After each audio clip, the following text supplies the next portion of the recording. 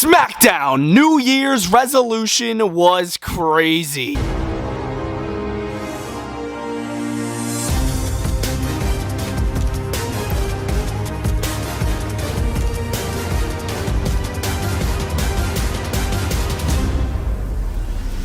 Seth freaking Rollins, and this is Bretto live on YouTube. What is going on, guys? Bretto live back with another video, and this is your SmackDown review. No, this is not the week in review. I did Raw and SmackDown in separate videos this week. I uploaded the Raw part of the video this past Tuesday. So if you guys want to see the Raw Day 1 full show review, that video's on the channel. I'll leave a link in the description if you guys are curious about checking that out. But this is the SmackDown New Year's Revolution show. It was a freaking fantastic show, from championship matches to insane moments. We're going to be talking about everything in this video. This show did take place in Vancouver, Canada. Pretty solid crowd. Not as good as the crowd in San Diego for Monday Night Raw, but it was still not a bad crowd. The show was great. Let's talk about it. And who better to open up the show with than Roman Reigns? Roman Reigns pulls up in his, I believe it was a Suburban or a Cadillac, some sort of SUV type vehicle. He gets out of the vehicle, denies an interview from Caleb Braxton mentioning The Rock, and just laughs it off and walks in the arena. Solid way to open up the show,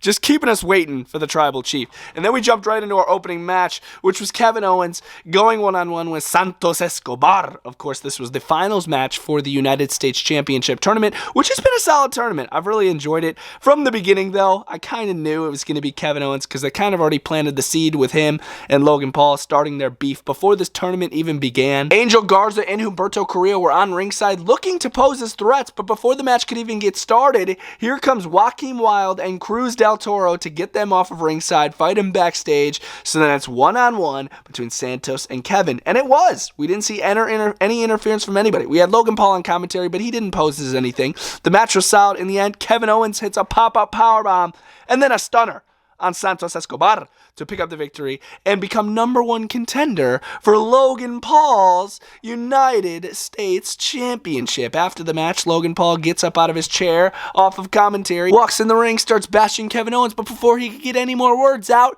boom! Right hand knocks out Logan Paul. Bye-bye, Logan Paul. That United States Championship, savor it while you have it, because you're not going to have it for long. Kevin Owens is coming for you, Logan Paul, at the Royal Rumble. It's going to be Kevin versus Logan, and I am really excited for this. As far as the opening match, I really enjoyed it. Santos Kevin kicked butt, and then this little segment between Kevin and Paul, I love this opener. We had a very odd promo from the Street Profits and Bobby Lashley, and I'm like, what is going on with this? They're talking about their New Year's resolutions, what they want to do better in 2024. Bobby Lashley saying he didn't do his best in 2023, and he wants to rectify that in 2024.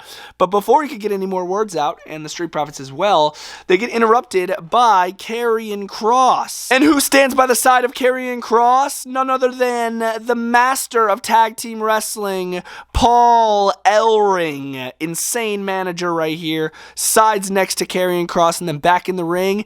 AOP? What? Ankum and Razar make their presence felt in the center of the ring. They start beating down the Street Profits. They beat down Bobby Lashley. Here comes Karrion Kross to join the fray. And I'm like, oh my goodness. AOP, Ankum, wait, hold on. Ankum and Razar, two guys that I never thought I'd ever use again in a Week in Review setup. I believe the last time I used them in a Week in Review was when they were accompanying the Messiah, Seth Rollins, down to the ring, which is insane. This was awesome. I love this faction. I'm curious to see what they're going to freaking do, if they're going to be successful. Scarlett was also out there, but dude, what is this team going to do, bro? They got the brains, they got the brawn. Like, what is this team, bro?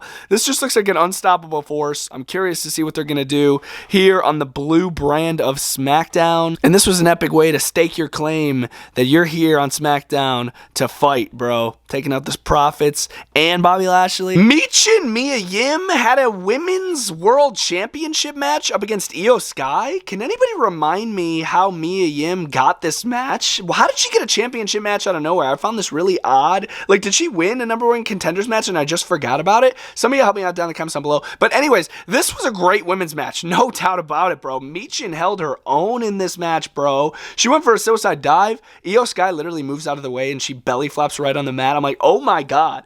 And then in the end, of course, Io Sky hits the over the moonsault to Michin, Mia Yim, to win the match and retain the title. And what I loved about this match so much was that there was no damage control. No damage control on ringside to get involved, to cheat, to make Io Sky look weak. No, Io Sky took care of business all by herself. She didn't get any help. And I was like, that is how you make your champion look good. I loved this. I really enjoyed this match. And I wasn't expecting much from it. But Michin, hats off to her. She held her own. Io Sky, obviously looking great. This was a great match. Butch needed to find a tag team partner to go up against Pretty Deadly. And he found Tyler Bate?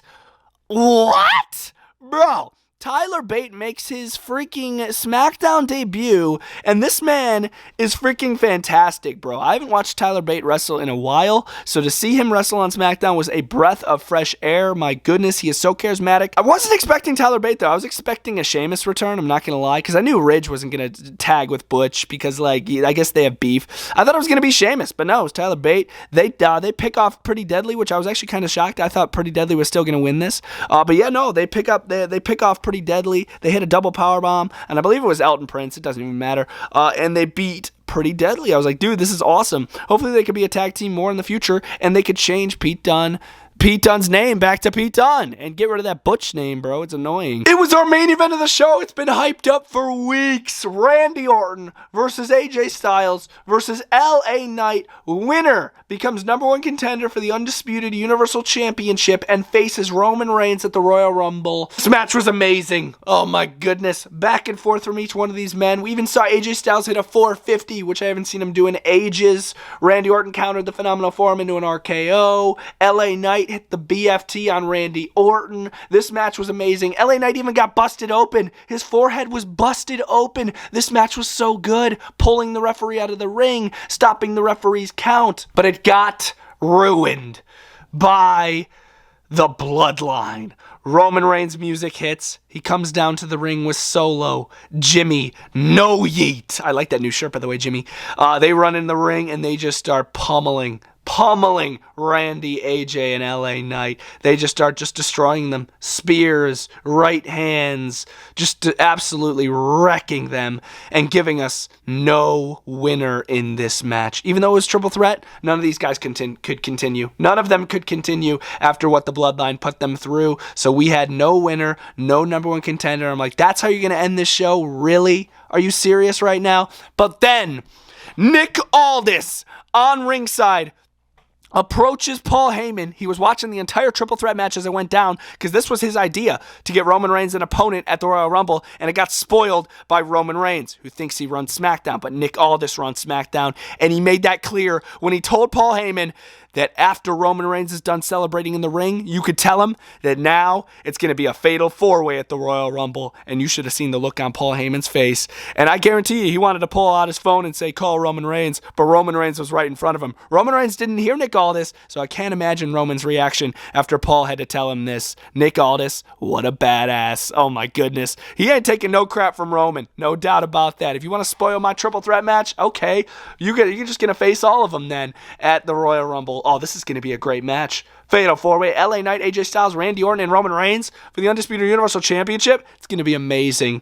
Roman Reigns will retain, unfortunately, but it's still going to be a great match. No doubt about it. Speaking of great, look at that new Solo Sikoa review dropping soon to the channel. But yes, guys, that was the New Year's Revolution episode of SmackDown. It was a solid freaking episode. I loved this show, bro.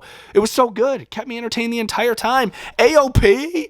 Tyler Bate? What? Bro, just amazing stuff from this show, man. Like, I literally enjoyed everything. And that's why I'm going to give this show a 5 out of 5. I really enjoyed this show. I can't find any negativity. Like, literally, I enjoyed everything. And if I enjoy everything, I got to give it a 5 out of 5. It's a 5 out of 5 show. It really is. I loved this episode of SmackDown. You guys can let me know if I'm overreacting down in the comment section down below. Because sometimes I do. I can admit that. But I thought this was a really good show. 5 out of 5 from Bretto Live. Let me know your thoughts down in the comment section down below. Smash a like in the video. Feel free to check out the Raw Day 1 part of the video, which is a separate video on the channel. I posted it this past Tuesday. Feel free to check it out. Link in the description. And I'll see you guys next time. Bretto Live is out.